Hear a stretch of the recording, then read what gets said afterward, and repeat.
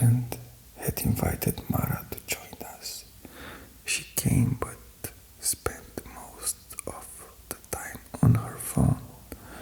I knew I wasn't interesting to her. I could feel her disinterest for the thousandth time. "What are you thinking about?" she asked me. "I was just thinking about some chemical formulas," I replied. Sometimes she seems to sense that I was trying to distance myself, like she could hear my thoughts. "Wait, I'm talking to a friend. I'll finish soon and tell you about it later." She went on about her girlfriend and other friends. If anyone else had told me the same story, I probably would have fallen asleep. But with her, I somehow managed to remember every unimportant detail. "Do you want to go to my room to hang out? It's kind of cold outside," she said. "That would be nice.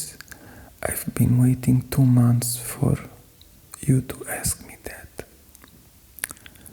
"I wanted to invite you last night too, but I thought you didn't want to," she said.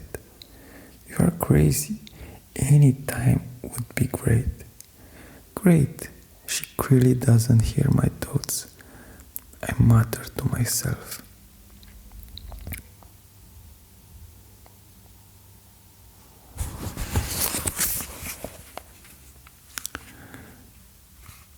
Her room was 225 on the first floor of Hotel Ovidio. She went to the bathroom and I sat nervously on the edge of the bed, more anxious than before an exam. Her suitcase was open and I glanced at her clothes, crumpled in that beautifully careless way. I noticed some pastel panties and, without thinking, I picked them up and smelled them. It was like being in the garden of flowers. The panties were the petals and I was the bee. I had an instant erection. I didn't know if they were worn or not, but I hoped they were. I'd never smelled anyone's panties before, but something about it felt natural. My only fetish, if you could call it that, was cleanliness. I'm a Virgo. I always pay attention to detail. I've broken up with girls before because they had a scent I didn't like.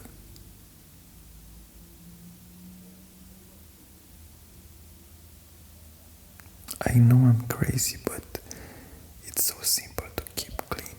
If you're stupid, at least be clean. Mara seemed out of this world.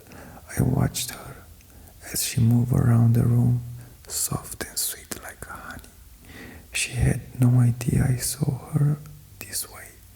We were both a little tipsy, but I felt I could drink 10 bottles of wine and still lose all my courage when she looked at me. I was just glad to be together, content in that simple moment. At one point, I went out to the balcony, smoking and talking to myself. Summer's just ended, and here you are, in a room with the most beautiful girl in the world. Now that she's coming to the balcony, you have to kiss her. Yes, I have to kiss her.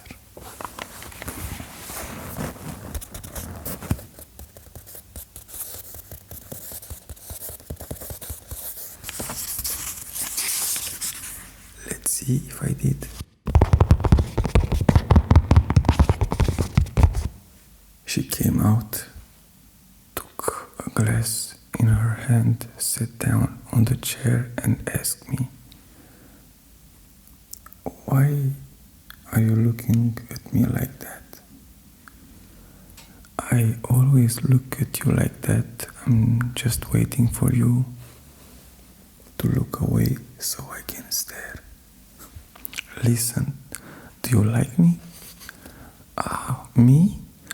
I like you as a friend, nothing more. I started to stutter, fumbling with my words, trying to process her questions and correct my answer, which should have been yes, I like you. Like I never liked anyone before. I would lick the ground you walk on. I'd live with you in a igloo anywhere to infinity. I had the feeling she could see right through me, but it was just a sensation. Don't fall, don't fall in love with me because it's not good at all. Believe me, she warned.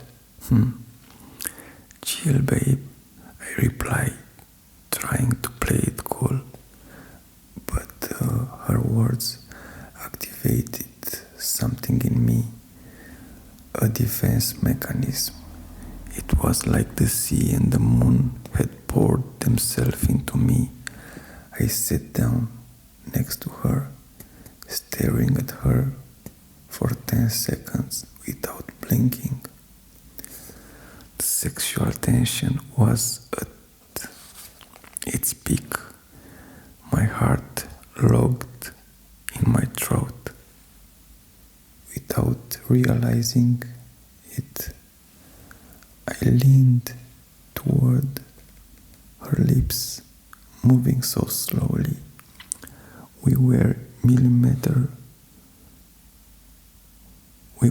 millimeter apart, kissing the air between us for a few seconds.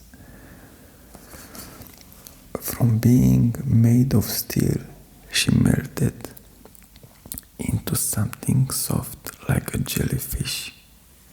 We kissed in the slowest, most deliberate way possible, as if time itself had slowed down just for us.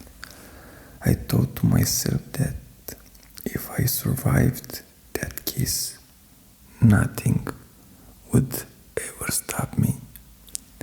It was so intense, so deliberate that every love scene I'd ever seen in a movie as a kid couldn't compare to what was happening on that balcony. It felt like creating semi-static art, painting her palette with my saliva.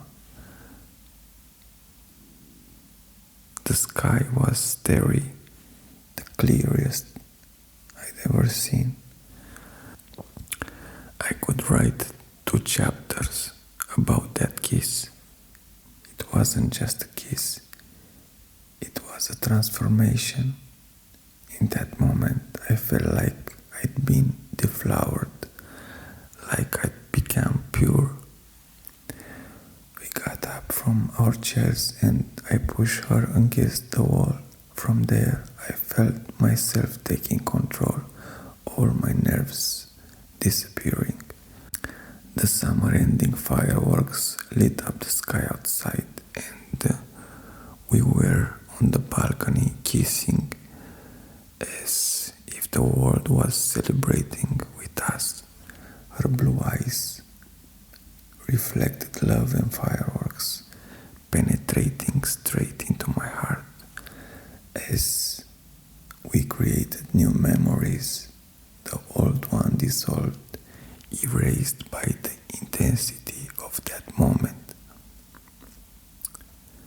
As we created new memories, the old one dissolved, erased by the intensity of the moment. It was the best end of summer, the perfect beginning of autumn, from September till forever.